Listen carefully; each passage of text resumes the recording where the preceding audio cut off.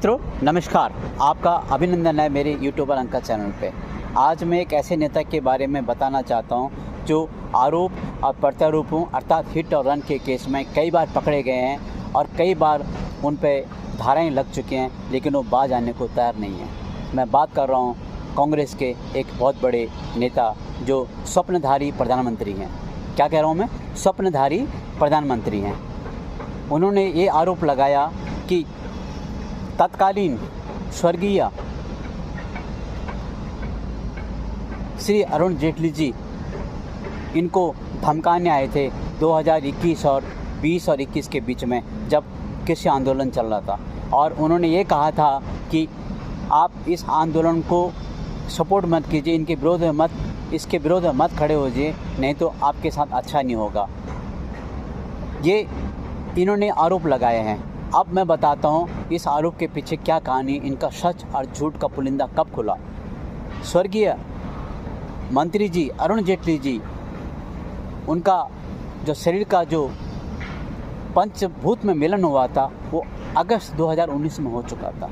और कृषि आंदोलन और कृषि से संबंधित चर्चा और परिचर्चा जो सरकार लाई थी वो 2020 के अंत में आया था। और इस पर आंदोलन 2020 के अंत में शुरू हुआ था और 2021 के नवंबर तक ये अध्यादेश सरकार ने वापस भी ले लिया था। तो सवाल ये है कि जब स्वर्गीय मंत्री जी का देहांत 2019 में हो गया था, तो 20 और 21 के बीच में इनको धमकाने के लिए कौन आया था? अर्थात इससे तो ये साबित होता है कि मंत्री जी की आत्मा या उनका भूत इनको मिलने आया हुआ था। वाह, गजब की कारीगरी है, गजब के भाषण हैं, गजब की सोच है इनकी। ऐसा हो सकता है क्या? आरोप और प्रत्यारोप लगाने में भूल जाते हैं, ये दिन भूल जाते हैं, ये तारीख भूल जाते हैं कि मैं किस तारीख को क्या बोल रहा हूँ।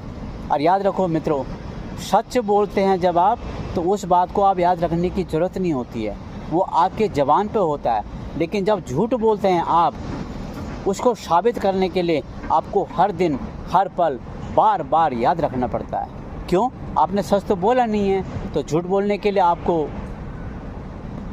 बहुत कुछ बोलना पड़ता है, बहुत कुछ करना पड़ता है, वो दिन और तारीख और समय याद रखना पड़ता है, जो कि ये पॉसिबल नहीं है। और इसी चक्कर में हमारे ये नेता फंस चुके हैं।